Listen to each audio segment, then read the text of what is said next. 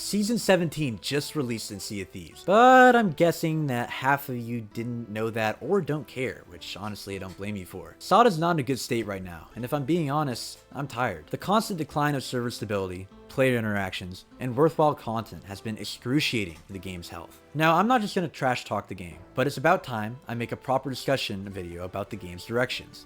So, if a developer is by chance watching this, let me just say that I love this game, but there needs to be some crucial changes if it's going to stop this downward trajectory. Let me start with the good.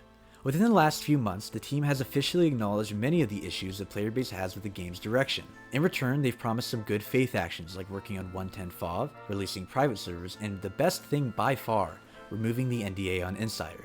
Besides this, they've also promised to listen more closely to player feedback. These are all good initiatives, but they're just initiatives. So far, the only thing that has actually been carried out is removing the Insider NDA, which is very good, but it just reveals the true disconnect that the devs have with the player base. Many features people staunchly oppose end up being added to the game without second thought, which completely undermines their promise to consider player feedback. Speaking of, let's look at one of the only new features of Season 17, Pirate Profiles! With this feature, you make an alt account with the same username.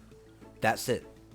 That's what you pay money for. Your progress on your account doesn't change over, so it's just a paid for alt. People gave feedback on this idea, yet Rare didn't listen, and it shows. The only attraction of Season 17 currently is the Smuggler's League, which is just a single point-to-point reskinned merchant voyage. All of this said, let's go to why I made this video. I haven't been playing Sea of Thieves the last few months. It's been honestly depressing, seeing my favorite game constantly downgrading in quality. But even through my break, I heard the season's feedback. There wasn't a single positive comment, unless you count this dude RPing as Jack Sparrow.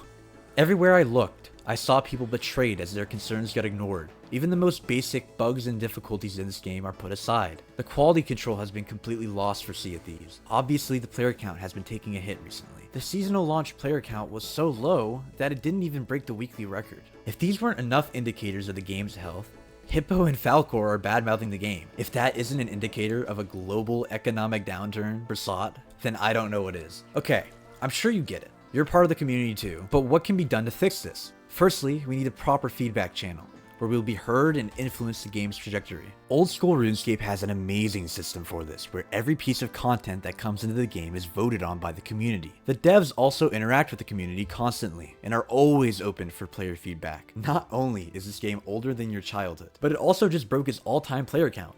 I'm not saying that we need to put a voting system in place, but clearly, if Rare listens to legitimate community feedback and concerns, the game will better itself naturally. Horrible bugs, such as the console water bug and not being able to jump while reloading, have not been fixed for years, regardless of their effect on gameplay. It honestly makes me question Rare's player support initiatives, because things that the team should have known about and resolved sometimes are only fixed after DMing a certain unnamed Rare employee on the Everything app. Secondly, player interactions need to be brought back. The core of Sea of Thieves is a PvPvE game. Regardless of how incorrectly it has been advertised, that is the core gameplay loop and what makes the game special.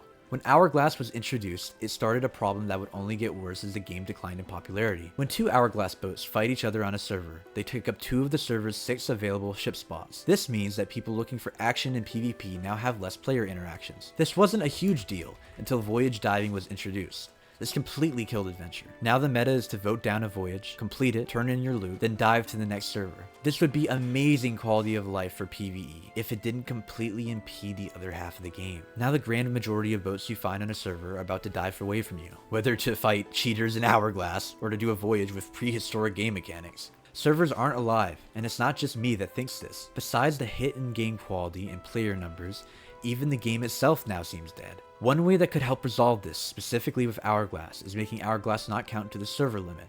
After all, once someone is sunk, they get transferred out of the server. There is a real possibility that Hourglass gets the arena treatment and gets removed. After all, it hasn't gotten a single substantial update since 3 years ago, and cheaters have been completely rampant for over half a year. If Rare does eventually become dead set on doing this, the only way I could see it working is if they added a substitute for the higher PvP community similar to NAL and Sea of Champions, and if they add another way to get instant PvP. such as making PvE voyages have a contested option with twice the loot but the chance of being dived upon by an enemy. Thirdly, Rare has to stop with the useless seasonal content. The season format for SOT has only pushed it to deliver unwanted content while neglecting the core of the game and game stability. If I'm being honest, the only season I remember in the last year and a half was the Burning Blade update. Even that was sloppy and laggy as hell. If you need an example, look no further than the Season 17 update that happened the other day. Every key feature is rushed and reskinned.